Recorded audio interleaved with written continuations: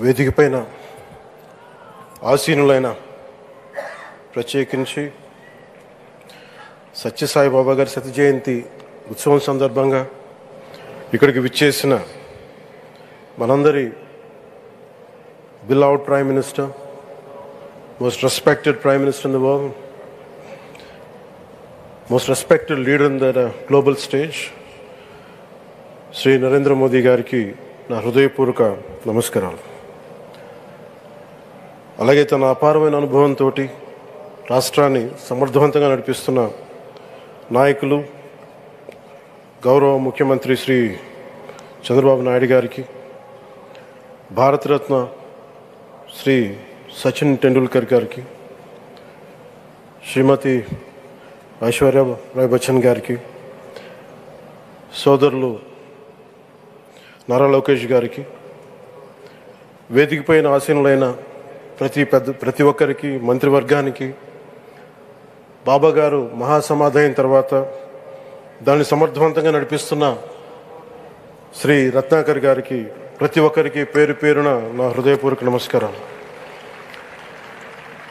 ప్రత్యేకించి ఇక్కడికి వచ్చేసిన సత్యజయంతి సందర్భంగా ఇక్కడికి వచ్చిన భక్తులందరికీ, సాయిబాబా భక్తులందరికీ మనస్ఫూర్తిగా మీ అందరికీ నా నమస్కారాలు తెలియజేస్తున్నాను.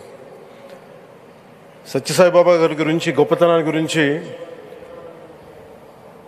మన దేశస్తుల కంటే విదేశీయులు ఎక్కువ చెప్తారు ఆయన గురించి. కొన్ని సందర్భాలు ఇప్పుడు సింగపూర్ వెళ్ళినప్పుడు ఒక 30 సంవత్సరాల క్రితం చైనీస్ ఇళ్లలో చూశాను సత్యసాయిబాబా గారి ఫోటోగ్రాఫ్. అలాగే ఒక హాలీవుడ్ యాక్టర్ స్టీవెన్ సిగాల్ అని చాలా సంవత్సరాల క్రితం, దాంట్లో క్లోజ్ టు ఒక 20 సంవత్సరాల క్రితం అనుకుంటా, చిరంజీవి గారిని ప్రత్యేకించి అడిగి, మా అన్నయ్య చిరంజీవి గారిని ప్రత్యేకించి అడిగి నేను బాబా గారిని కలవాలి అని చెప్పి ఇక్కడ బెంగళూరులో ల్యాండ్ అయినా ఇక్కడ ఫ్లైట్కి ఆయనకు వచ్చి ఆశీర్వాదాలు తీసుకుని నాకు చాలా ఆశ్చర్యం కలిగేది. ఒకరి గొప్పతనం ఒకరి తేజస్సు ఎలా తెలుస్తుందంటే ఎలా వెళ్ళి దీని గురించి నేను అనుకుంటా ఉండేవాడిని. బాబా గారిది వెలిసింది భారతదేశంలో అత్యంత వెనుకబడ్డ జిల్లా అనంతపురం, రాయలసీమలోని అనంతపురం జిల్లా. ఆయన పుట్టుక కూడా అత్యంత వెనుకబడ్డ జిల్లా, నీటికి కూడా కొరత ఉండే జిల్లా, వలసలు వెళ్ళిపోయే జిల్లా. అలాంటి జిల్లాని ఎంచుకున్నారు ఆయన జన్మకు కూడా. అందుకని అలాంటి జన్మ తీసుకున్నాడంటే మహానుభావులే తీసుకోగలరు. ఒక 40 సంవత్సరాల క్రితం ఎవరైనా ఊహించుకోగలమా? దేశ విదేశాల నుంచి చాలామంది భక్తులు, విదేశీయులు అందరూ వచ్చి దీని అభివృద్ధికి పాటుపడతారని. సో ఒక ఆధ్యాత్మిక తేజస్సు, విశ్వ ప్రేమ ఉన్న వ్యక్తుల వల్లే ఇది సాధ్యం. అలాంటి వ్యక్తుల కోసం ప్రత్యేకించి గౌరవ ప్రధానమంత్రి నరేంద్ర మోదీ గారికి ఇష్టమైనది ప్రజలందరికీ కనీసం ఒక 50 లీటర్ల నీళ్లు ఇవ్వాలి, అది రక్షిత మంచినీరు ఇవ్వాలి. అలాంటి పథకం, ఒక 50 లీటర్ల నీళ్లు కనీసం ఇవ్వాలి అనేది ఒక వ్యక్తికి ఆ సంకల్పం నరేంద్ర మోదీ గారు దీన్ని ముందుకు తీసుకొచ్చారు. ఒక ప్రభుత్వ పరంగా దీన్ని ప్రధానమంత్రి గారు తీసుకొస్తే, ఒక ఆధ్యాత్మిక గురువుగా ఏ ప్రభుత్వం ఆలోచించినప్పుడు, ప్రభుత్వాలే దీని గురించి సగటు వ్యక్తికి నీరు ఎలా అందించాలనుకున్నప్పుడు దాన్ని ఆలోచించింది సత్యసాయిబాబా గారు ఆలోచించారు.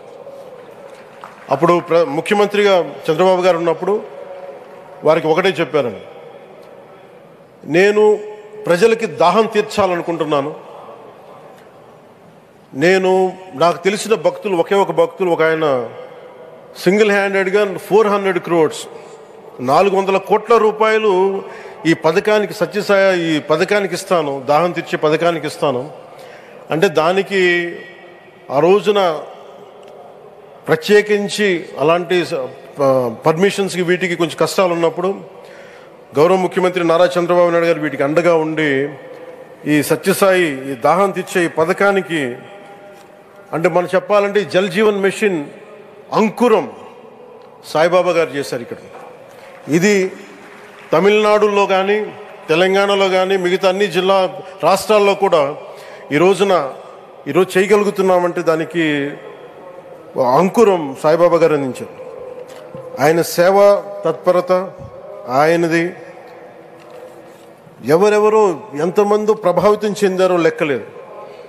ఒకసారి సేవ చేసే వాళ్ళందరినీ చూస్తూ ఉంటే మా వదిన గారు చెప్పారు, ఒకసారి భోజనం తింటా ఉంటే ఎవరిని ఇంకొకసారి ఇది కొంచెం అన్నం పట్టరా అంటే మా అన్నయ్య గారు చెప్పారండి. వాళ్ళ అన్నకు ఆయన ఎవరో తెలుసు, ఆయన ఒక farmer IAS officer, senior IAS officer అని. ఆయనకి సెలవులో ఉన్న సమయంలో వచ్చి ఇక్కడ సేవ చేస్తారని. ప్రత్యేకించి ఒక వ్యక్తి, ఒక మహానుభావుడు ఎంతమందిని ప్రభావితం చేయగలిగారంటే, ఐఏఎస్లు కావచ్చు, మన ఈ రోజున సచిన్ టెండూల్కర్ గారు కావచ్చు, వేదిక పైన మహానుభావులు ఎందరో కావచ్చు, వీళ్ళందరినీ ప్రభావితం చేసే ఒక అరుదైన ఆధ్యాత్మిక శక్తి మన భారతదేశంలో, మన అనంతపురంలో, మన ఆంధ్ర రాష్ట్రంలో ప్రపంచానికి వెలుగులిచ్చే ఒక మహా వ్యక్తి పుట్టడం, ఆయన శత జయంతి సందర్భంగా ఇక్కడ మనందరం ఏకం కావడం చాలా ప్రత్యేకమైన ఆనందాన్ని కలిగించింది. ఆయన సేవా తత్పరతని, స్ఫూర్తిని మున్ముందు మేమందరం కొనసాగిస్తాం. గౌరవ ప్రధానమంత్రి అవర్ బిలౌడ్ ప్రైమ్ మినిస్టర్ ఆధ్వర్యంలో మేమందరం కొనసాగిస్తామని తెలియజేసుకుని, ఇదే సేవా తత్పరతని ముందుకు అందరం కొనసాగించాలని తెలియజేసుకుని సెలవు తీసుకున్నాను. జై హింద్.